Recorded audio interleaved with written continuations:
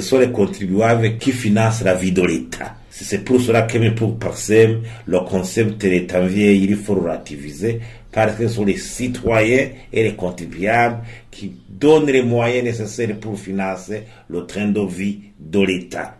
Encore, il faut que les contribuables soient pris comme des partenaires, non pas comme des gens, alors qu'ils contribuent énormément dans le développement économique du pays. Encore, la population doit savoir que les sortes de taxes qui sont payées, il y a les taxes sur les marchandises, sur les biens et services, et les impôts payés sous forme d'impôts sur les revenus. Donc, chaque citoyen doit savoir qu'il contribue dans le trésor public à travers même l'achat d'une marchandise quelconque. Quand vous achetez une bouteille de Primus de Fanta, vous contribuez immédiatement au trésor public. Encore, il faut l'égalité de tous devant la loi, comme le dit la Constitution. C'est pour cela qu'il faut combattre avec la plus grande énergie la fraude fiscale ainsi que les exonérations. Malheureusement, les exonérations sont accordées sous forme de collision entre certains opérateurs économiques et certains hauts dignitaires, ce qui cause un tort énorme au trésor public. Il faut aussi développer la transparence dans la gestion budgétaire, notamment avec la participation du public.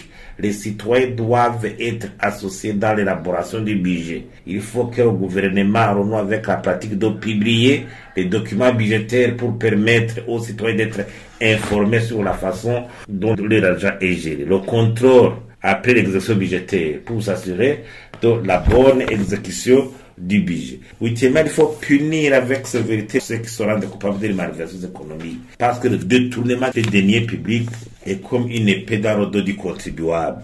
Il faut se développer de bonnes pratiques comme la déclaration des biens par les mandataires publics. Parce que le principe de déclaration des biens rappelle aux autorités que l'argent du contribuable ne leur appartient pas. Et enfin, Parsem rappelle qu'il faut que l'OBR ne soit pas considéré comme une institution au-dessus de la loi, que l'OBR aussi devait servir à un audit externe pour que aussi l'OBR sache que c'est une institution qui doit rendre compte aux citoyens